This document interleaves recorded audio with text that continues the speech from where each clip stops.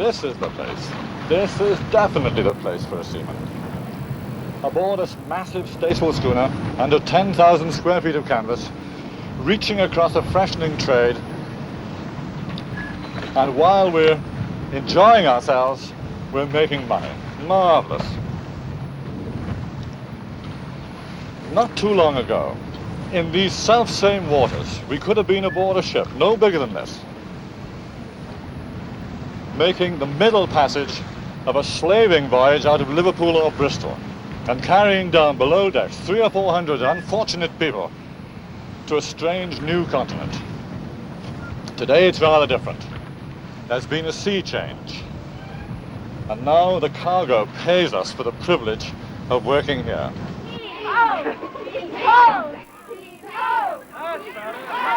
Go on, here you go. Come on, come on. Come on. Come on. Here you go, go on. Come on, you can't pull the skin off a rice pudding.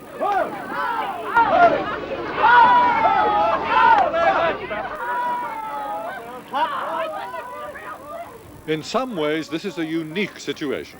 An 800-ton staysail schooner sailing scheduled services around the Caribbean in the 70s. It's a marvelous place, and you'll find that each island has a flavor all its own. But one sweet crop is common to all the islands, and it has bent the backs of their peoples for generations.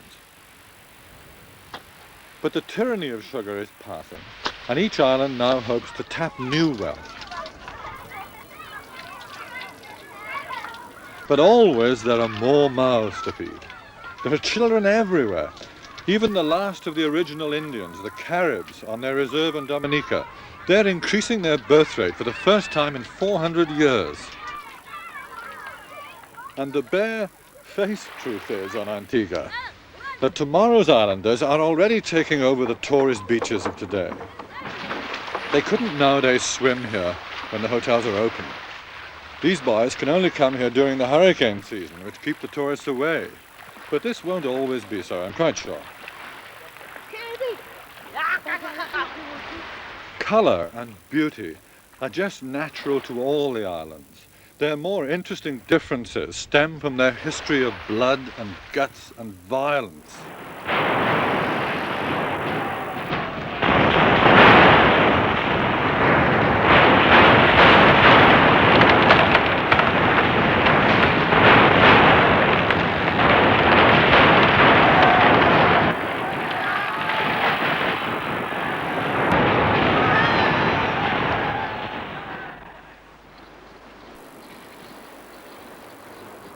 The Royal Navy's historic stronghold in the Caribbean was English Harbour in Antigua, and it's also our home port and that of the Yankee Clipper.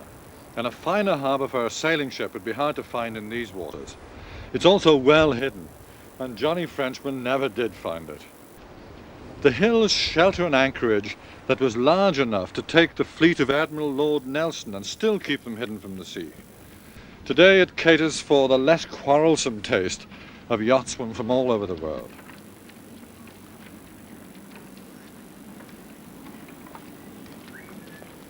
But it's the past that grabs your imagination here. It was a very busy naval base and dockyard, and thanks to the friends of English Harbour, it's much the same as it ever was. Nelson himself used this house, and amongst the relics inside is the bed where he lay with his lawful wedded bride, whom he married in the West Indies long before he met the seductive Emma Hamilton. Under the cool eaves here, where this modern mast is being re-varnished, the spars of the old fighting frigates were worked on and refitted, and no doubt dressed down with tallow drawn from the stores across the way. Well, of all the ruins of English Harbour, these massive pillars, I think, are by far the most evocative to me. I often wonder if they were erected by the Navy in memory of the great Horatio Nelson and perhaps of Emma. But in reality, they performed a much more useful function. The ordinary seaman used to row in here underneath these pillars, which at that time supported the sail loft. And the flax canvas that had been knocked about by hurricanes and French shot were brought in here, just like this, underneath this massive sail loft, and then hoisted up, pulley-hauley, Armstrong's patent, up into the loft where they'd be stretched out, and then all to the boards, and they'd get to work with palm and needle. So this place was a work room. These old stones, beautiful granite stones, worked on by generations of English laborers, brought out here, decimated by yellow jack. It's a lasting memorial, I think, to the immense amount of energy that went to build an empire.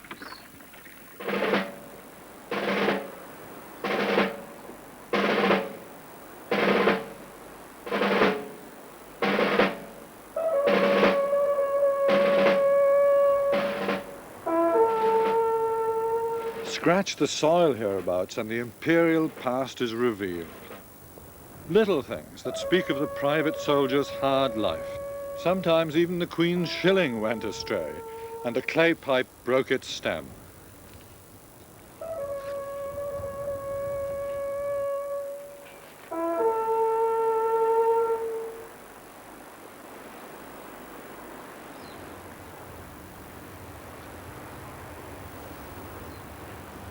This vessel is a famous schooner, and she's well known around the islands, partly because she sails every second Tuesday throughout the year, and that includes the hurricane season. The Yankee Clipper could really have been tailor-made for the job she's now doing.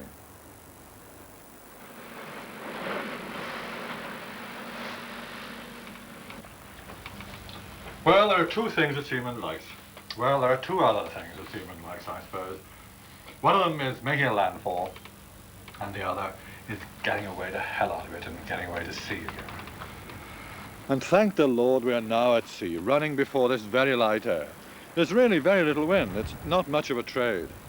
There must be some sort of disturbance upsetting the normal weather systems of the Western Atlantic. So we're ghosting our way down south, using a bit of auxiliary motor to push us down to the islands. The Caribbean Sea, of course, is much larger than most people realize. We're here sailing from English Harbor in Antigua, and from Antigua over to Jamaica and the Cayman Islands is just best part of 1,000 miles. And it extends even further, taking in the whole sweep of Mexico, Panama, the northern shore of the continent of South America, and going to Trinidad. And outside the run of the islands, the complementary shore is 3,000 odd miles away, and it's West Africa, of course. And the trade blows fine across these oceans and builds up a big swell, which we experience when we come on our trip down south here from Antigua to Guadeloupe, Dominica, Martinique, St. Lucia, St. Vincent. And we get the big swell, the ocean swell, between the islands, and we get a fine trade wind too, force 6 or force 7, and we really get some sailing in. But under the lee of the land, of course, we get light airs, and sometimes we have great difficulty in making a southern passage because of the lack of wind. The islands are familiar to us. It's the sea that changes. And here we are making our cruise in September, and it's the height of the hurricane season. It's quite a testing time for a skipper of a sailing ship in these waters, because we're relatively slow. We can't get out of the way of a hurricane if one should come along, and they do come along with great regularity. The Mighty Z weather. Good afternoon. The latest weather news shows a depression drifting west in the Caribbean. Ship and island stations reports indicate that the tropical depression of the Caribbean is drifting slowly westward with an unorganized and poorly defined center.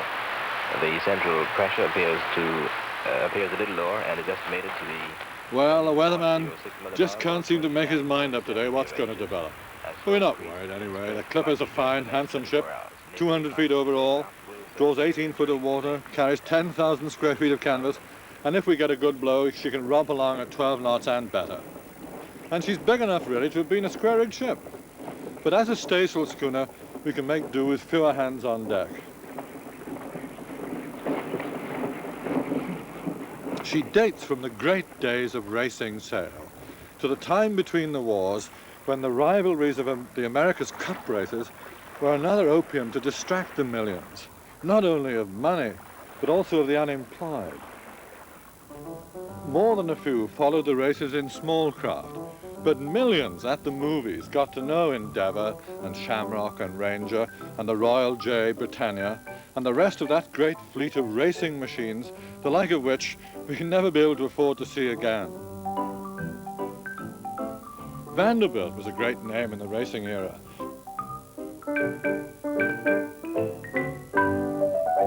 But of all the yachts he raced against, and of all the ones he owned, only our own Yankee Clipper remains, not in a museum, but doing what she was intended to do, sailing out the evening of her years as gracefully as ever.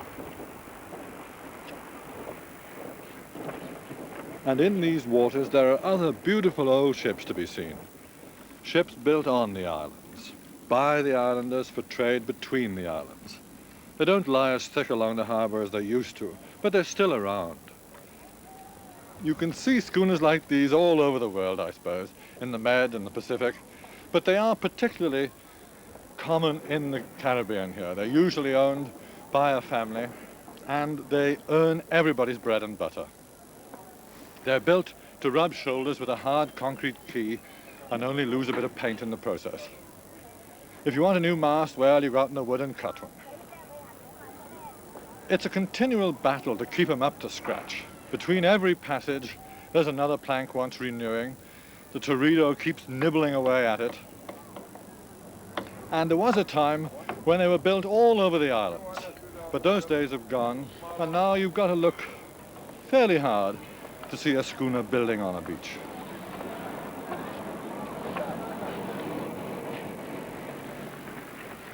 Well, just over the Sound, we've got the island of Bequia, Canouan, Mustique, Little Martinique, Prune Island, all these romantic places that make up the Grenadines, and they're all famous for building schooners, particularly Bequia. But we're on a good schooner here, and we're on St. Vincent. She hasn't got a name, because she's got 3 or 4 months yet building. But she's 86 feet long, by 28 foot of beam, magnificently built of local materials, and she's built like a church, like a church. There was never a rule or a line aboard this ship. There's nothing straight in her anyway.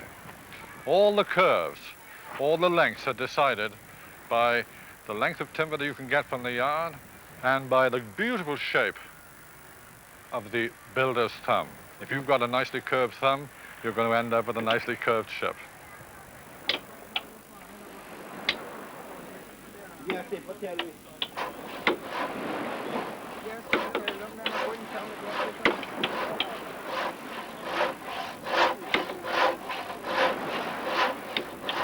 There's something about a wooden boat that gets me anyway. We build boats at home, and they are yachts. There's a fundamental difference between a yacht and a workboat, and this is a working boat. She's got a lovely line to her, beautiful sheer, beautiful camber on her deck, and she's a working boat.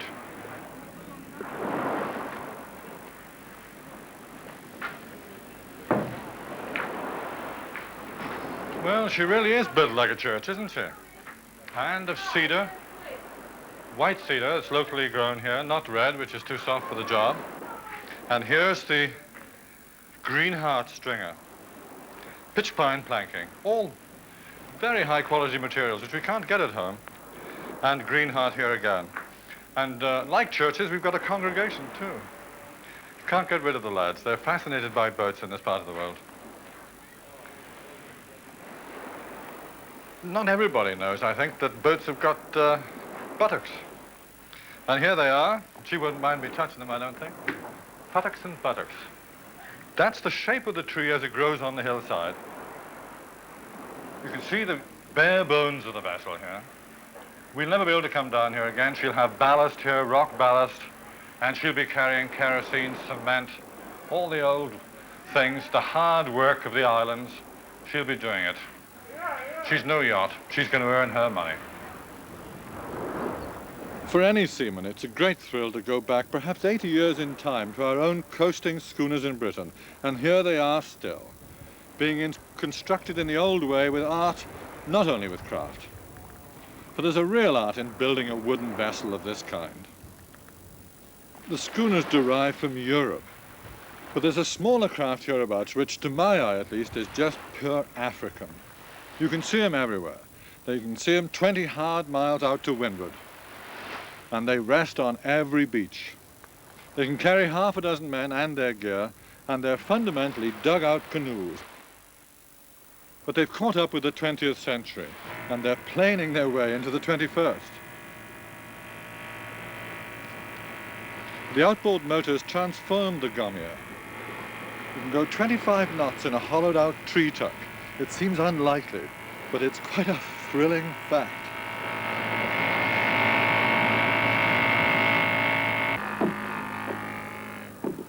The scene on this boat-building beach at St. Lucia looks as it would have done 3,000 miles away and 3,000 years ago on the coasts of Africa. Water's used here, as it always has been in boat building, to soften the wood for the builder. And you build a fire below the hull to warm the water, and this quickens the process. The Gomia tree never seems to grow nowadays near the beach. They've cut them all down, and it'll take 50 men a long day's pull to get this one down from the forest to the seashore. A man always builds his own boat hereabout. There's no trade union, but it's a very skilled job, all right, to wield an axe and an adze, and very little else to turn a tree trunk into the family boat. Below this hull, there's 2 miles of water, straight down, and it's not always as calm as this. In the old days, they had sails and outriggers, but with an outboard motor, you waste a lot less time getting to the party. Where it's all happening, man.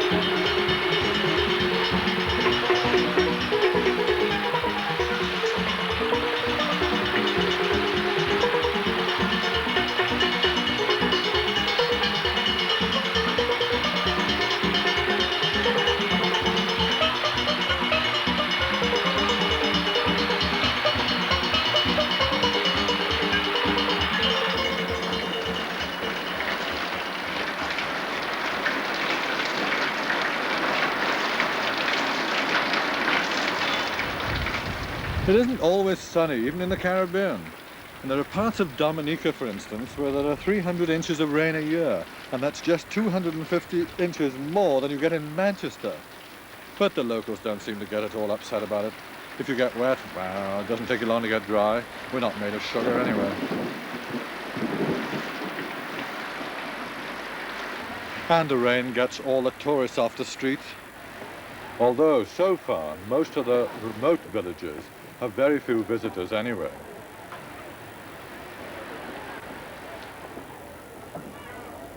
And the girls, particularly, are still nervous of having their pictures taken.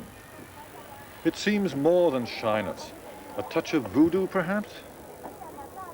For they learn to be suspicious at an early age, and stay suspicious when they grow up.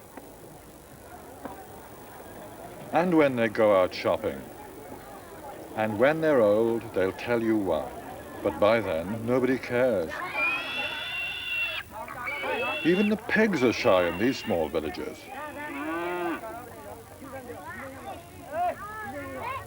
Here, every family feeds itself. And although there are few butcher's shops, there are also very few vegetarians.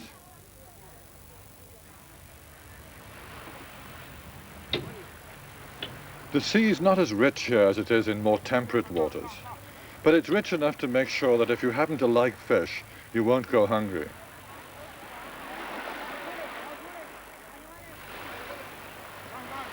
This may seem a marvelous way to make a living, casting a net over a quiet ocean, which is always warm. But the market price is never very good. How can it be? Who's got the money to spend?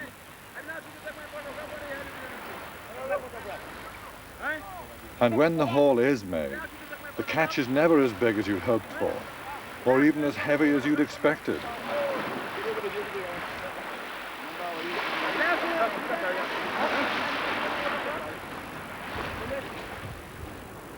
Today the sea is placid, but nature herself is fundamentally violent in these parts, and low cloud on these strangely pointed hills can mean a storm in the offing, or a volcano rumbling in the clearing.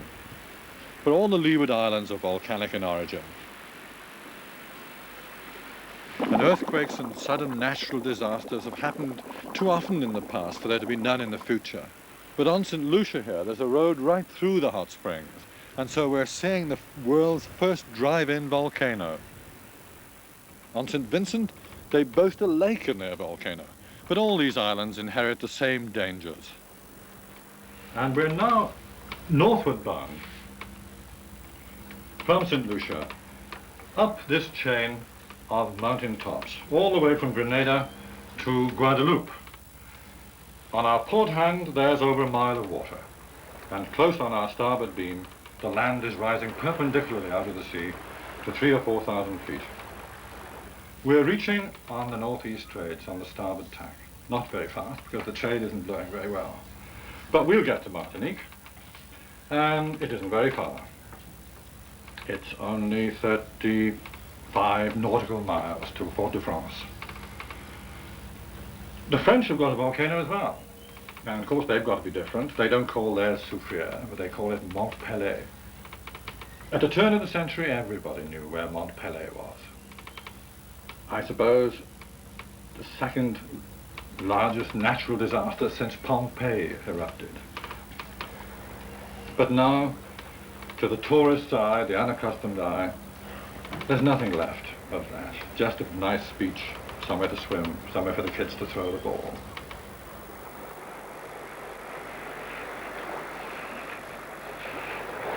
But there's a funny color to this sand.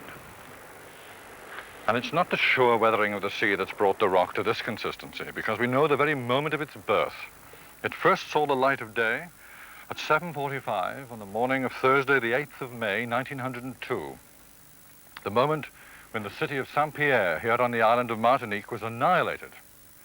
These were the lucky ones, the well-to-do, who were already dead and safely buried the moment that Mont Pelée, up there in the clouds, overwhelmed the town.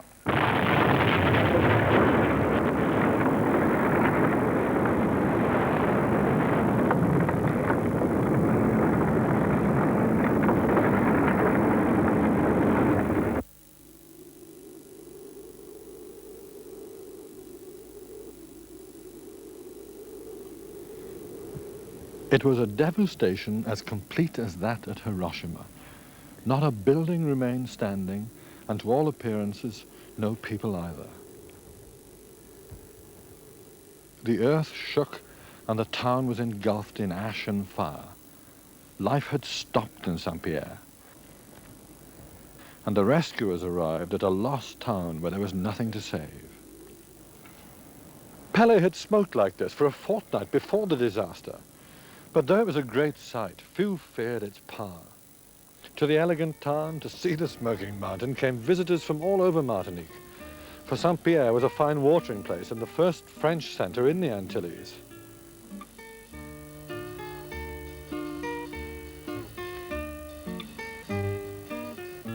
Its port, although it was exposed, was always full of ships from France and America. But of those at anchor there on the 8th of May 1902, only one, the Rodan, limped to safety.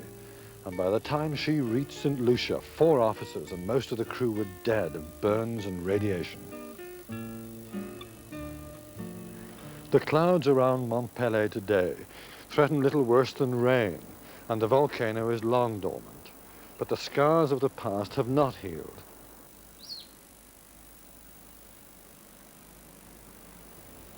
And the once great church of Saint-Pierre lies shunned by state and bishop.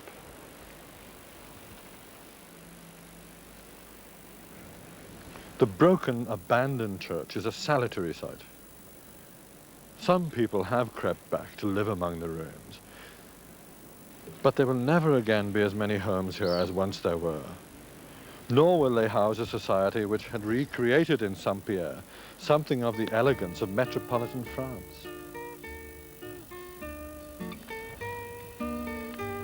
They had, of course, a theatre and opera house, the finest in the Caribbean, they said, a place designed for great drama.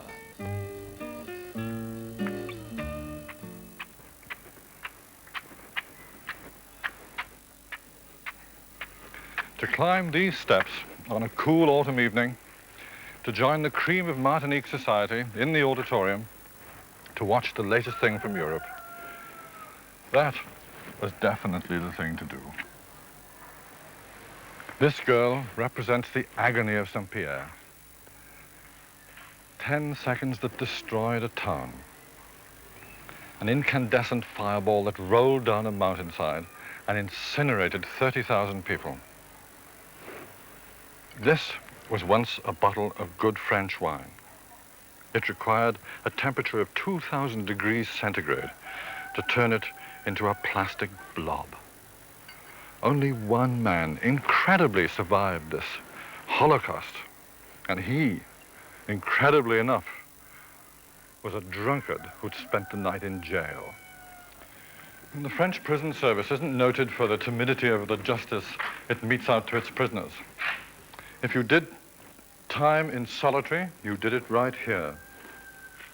And it's a quirk of fate that the fireball that rolled down this mountainside and incinerated 30,000 people on that Thursday morning, of all the people who were killed, only one man escaped. And he was in this building. And it was the staunchness of the structure and the building above it which shielded him from the radiation and the blast of fire. It must have been like an oven in here. He was here for 2 days on his own. Everybody else had gone, crying for help in here. His body was burnt and blistered to the extent that when he'd recovered, he spent the rest of his life displaying his wounds in Barnum and Bailey's circus.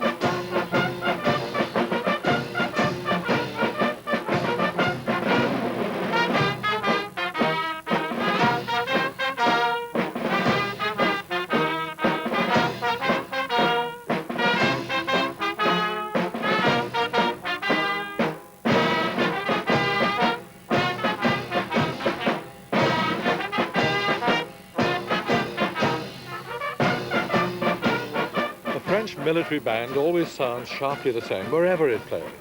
and French girls always catch my eye wherever they walk. In Martinique, they're just as intriguing as they are in Paris.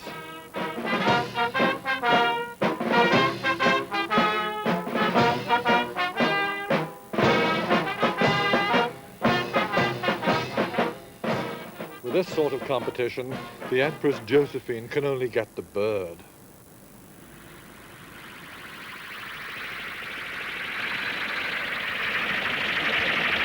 Martinique and Guadeloupe are, of course, part of France herself, and they both look richer than the English-speaking islands.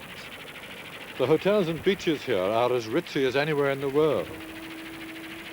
And they have a great attraction for, of all people, the French Canadians who flock here in the wintertime. And what they find has a rhythm and a certain stimulation, which is very different to what you have in France or in Canada.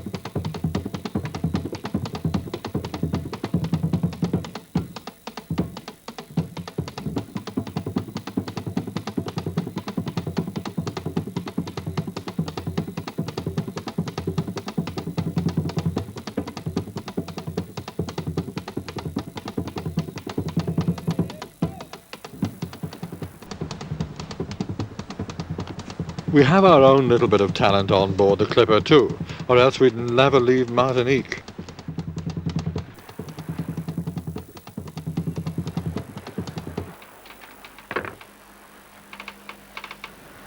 And our stewardesses are as pretty as you'll get on any airline, but they've got to get down to some pretty basic chores.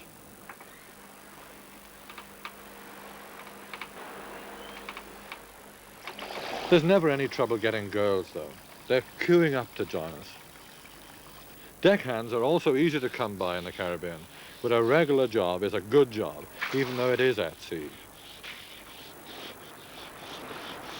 These are usually comfortable waters to sail in.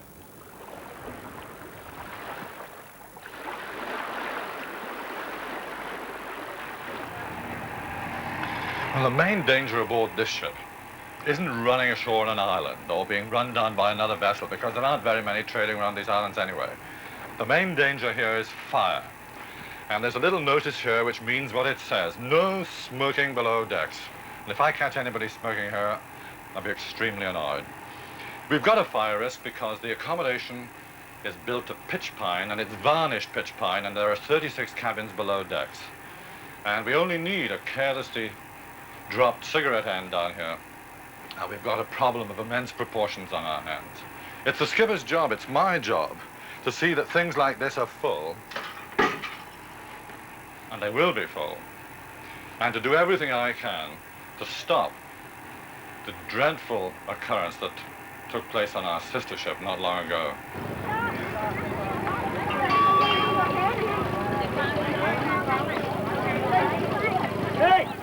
It started about between 9 and 10 last night. I was sitting on my boat, which is anchored, Lady Anne, which is anchored out there in the harbor, and we heard all of a sudden horns blowing, and we saw quite a glow of fire. So we stopped our dinner and sat into the dinghy and rushed over to give a hand if possible. A fire has broken out in the crew quarters, and a quite enormous flame came out of the forecastle hatch and reached about 10 feet into the air. Caught the sail was hanging right over the forecastle hatch and started burning right away, or melting. We got it under a certain control, but later on bullies were smashed in order to try to get from it from down below, and air got into the vessel again. So it started to burn again, and we had not the adequate fighting equipment like smoke helmets and so on to enter the boat so as to isolate the burning section from the rest of the vessel.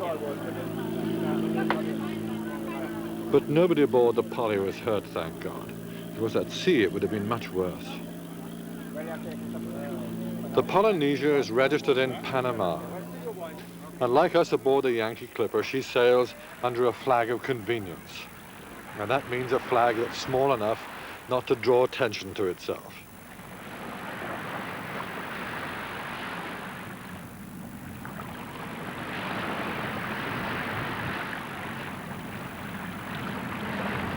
If this ship sailed out of Miami, I'm afraid she wouldn't leave the quay because the American fire regulations would prevent her doing so. A flag of convenience is convenient for the owners. The responsibility of the skipper remains exactly the same. And in fact, he worries his guts out because he hasn't got the protection of the international regulations to fall back on. And he has a moral situation to deal with. But as it happens, aboard the Yankee Clipper, we've had a magnificent safety record. We haven't lost a passenger yet, but I have heard of a couple of skippers have jumped over the side. The usual trouble aboard the Clipper is seasickness, and I suppose one flag's as good as another for cleaning that up.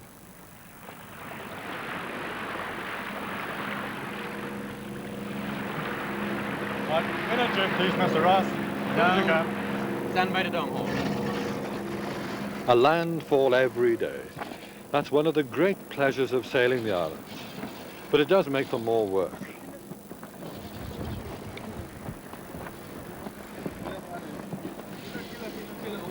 It's not difficult to find a good crew in the Caribbean. If you take your time and walk slowly on any waterfront, you'll find a good seaman looking for a job, because jobs are not easily come by. How much you got there, Bert? Under half 9. Under half 9. All right, thank you. I've had Cayman Islanders, lads from St. Vincent, from Lucia, that were fit to go aboard any square-rigged ship in the world. It seems that it's bred in them somehow. They're born on the shore. They love the sea.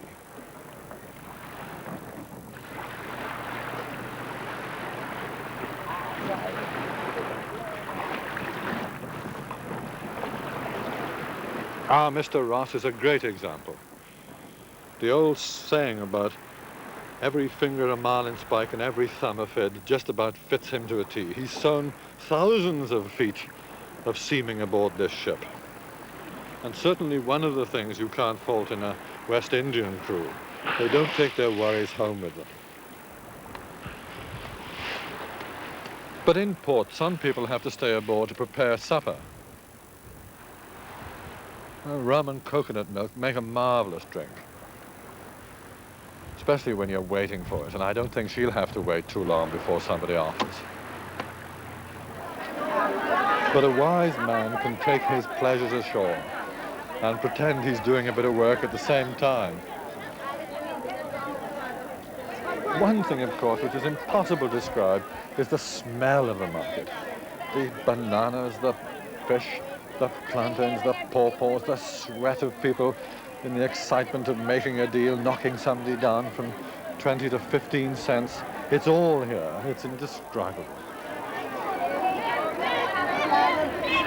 Well, that looks a decent bunch of bananas anyway. Can we have those? Yeah, let's have them. You got enough money? Yes. Okay, come on. Thank you. How much? Oh, how much are these? What do you want to bid me on? 50 cents. 50 cents. 75 cents, so they come 60? 75 cents. Okay. Come on. Okay. Oh. Because it's my zone, huh? Heavy. Awfully heavy. Thank you so much, sir. That'll do. I get my godparents straight. Okay. What about my change? What about my change? It was for me, man. 75 cents. Come on. Yeah, I'm not gonna go to the Oh, come on, let's have my change. I gotta take a run from that, but He's taking out and my change. 20 cents. 20 Thank you, cents. 20 thank you. cents. Honey, let's do it. I see some ice cream down there. I must. Excuse me. It's a mighty heavy bunch of bananas. Well, I'll carry for them if you like. Come on, give me the bananas. Give me the bananas. Hold the banana on your head. On your head. That's right. That's My right. head? Yes, on your head. Just put it there. That's right. Can't do any better than that. Come on, let's go. Let's go. Come on.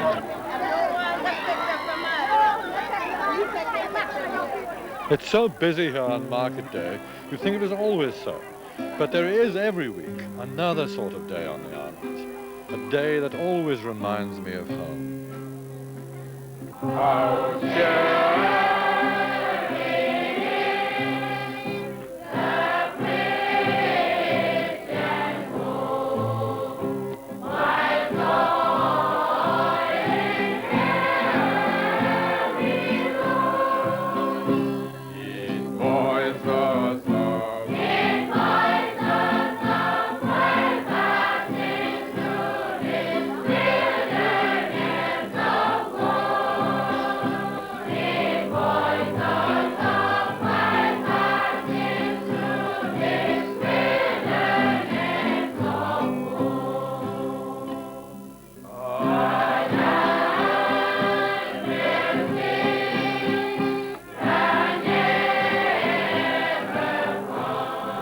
This is the singing majority of the West Indies. Religious denominations abound in these islands, but they never feature in any tourist brochure. Yet, in the chapels and the churches, these people find an ability lacking in their everyday lives. And this zinc shed is only a temporary shelter.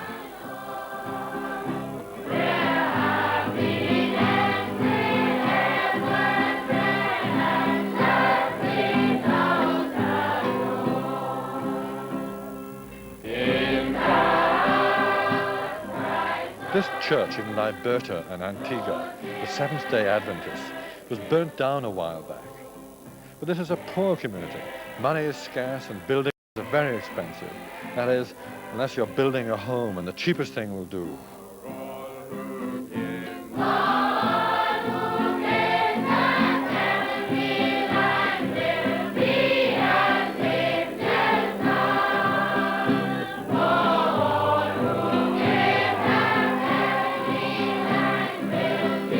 Some of these little houses shelter families of 10 or 12 or more, but there must be no skimping when it comes to the rebuilding the house of the Lord.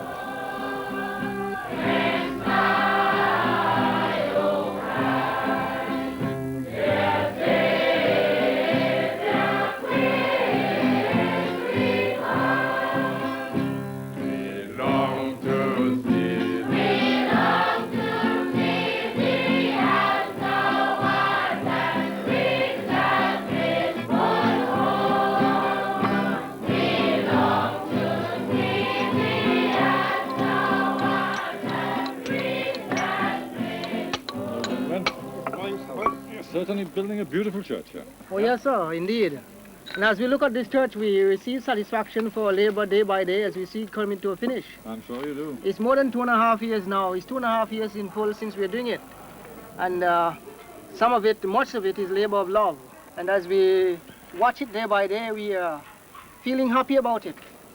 And we are hoping and longing for the time when we'll be able to go into it to worship. Your church, your original church burnt down. How many men are building this? Well, all the members are building this. You see, some clean and some carry water and some do the masonry and some do the carpentry and some give money. But all the members cooperate in the building. It must cost an immense amount of money. Well, just yes. the materials. Materials and workmanship and everything we estimated cost more than $100,000. How many in the congregation? Well, we have a congregation of about 300, including children. It's a tremendous task, gigantic task for you. Indeed it is, sir. But the people are very sacrificial. Onward, Christian soldiers, marching as to war, with the cross of Jesus falling on before. $100,000 between 30 families, whose average income may be less than, say, $90 a week. It makes some of our churchgoers at home look a little sick.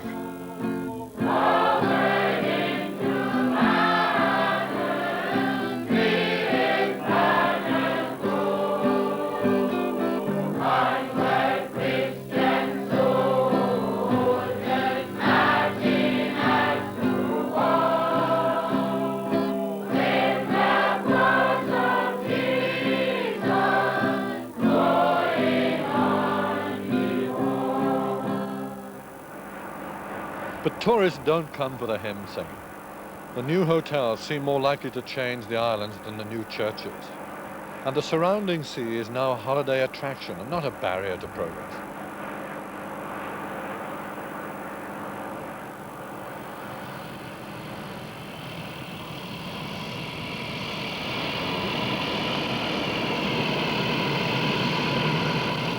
Every island's got its airport.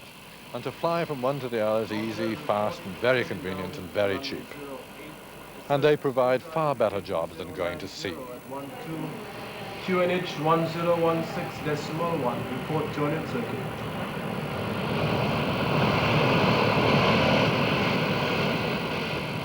But invaluable as the aircraft are, there are still a few of us who like the fresh air in our faces.